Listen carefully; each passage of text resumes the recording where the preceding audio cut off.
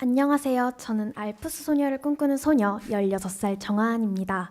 여러분, 혹시 저를 보면 생각나시는 동물이 있으신가요?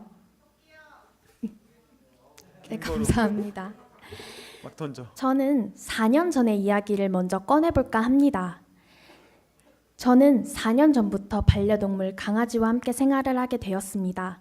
강아지는 제가 힘든 일이 있을 때 말을 하면 말없이 들어주었습니다.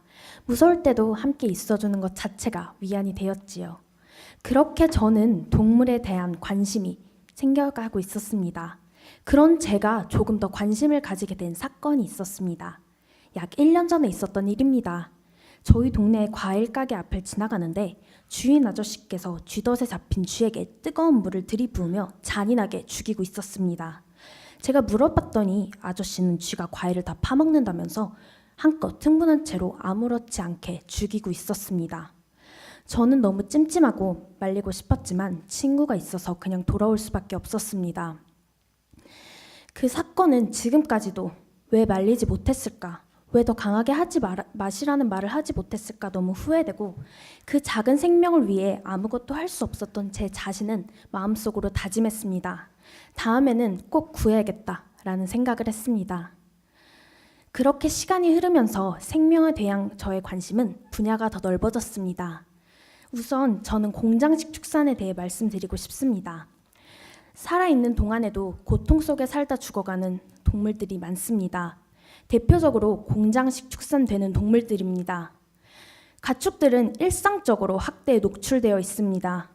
엄마 닭은 평생을 A4 용지 3분의 2의 공간에 갇혀 날개 한번 펼치지 못한 채 매일 알을 낳고 엄마 돼지는 몸도 돌릴 수 없는 좁은 새창틀에 갇혀 죽을 때까지 임산과 출산을 반복해야 한다고 합니다. 동물을 동물답게 살게 해줄 수는 없었을까요? 동물이 무슨 기계입니까? 엄청난 스트레스로 인해 면역력이 현저하게 떨어진 가축들에겐 전염병도 끊이지 않고 있습니다. 그래서 2016년 1월 재발한 구제역으로 3만 5천여 마리의 돼지가 살처분되었고 최근에도 AI로 인해 많은 동물들이 살처분되었다는 것은 여러분 모두 아실 겁니다. 정부는 이제 하지만 정부는 AI가 이뤄낸 현실을 철새 타령만 되풀이합니다. 하지만 진짜 이유는 공장식 축산 때문인데 말이죠. 예로 동물복지농장에서는 지금까지 단 한 차례도 AI가 발생하지 않았다고 합니다. 정부는 이제 진실을 알고 고쳐나가야 할 때입니다. 고쳐지지 않으면 많은 생명들은 또 목숨을 잃어야 할 것입니다. 또 동물을 살처분하는 것은 엄청난 불안과 고통을 준다고 합니다.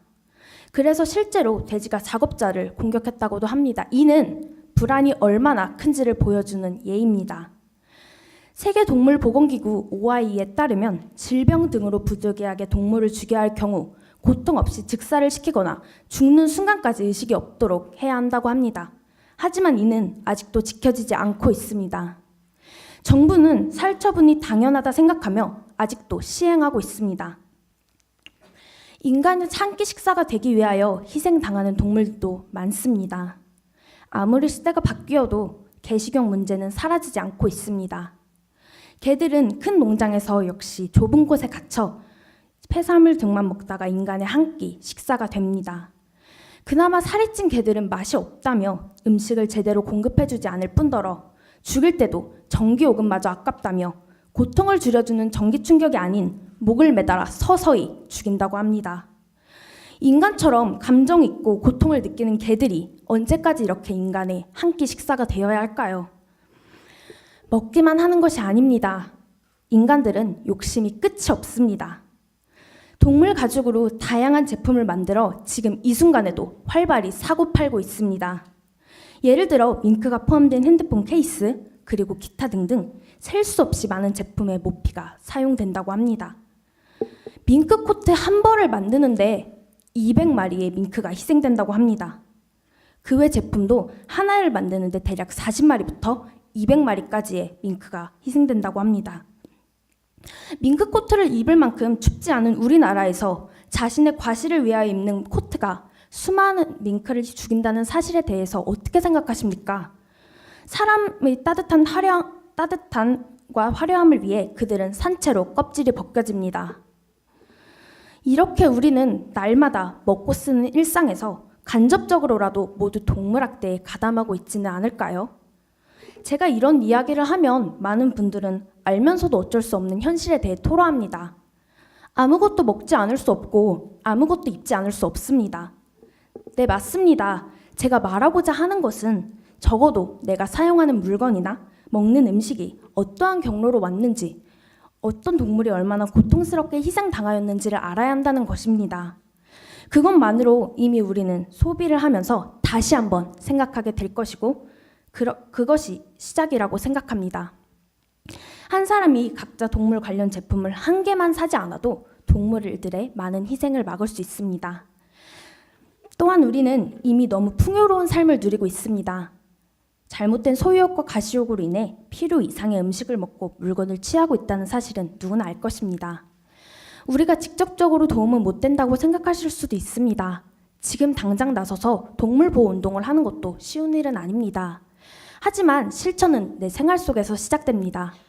우리가 문제의식을 갖고 작은 것부터 실천해야 합니다.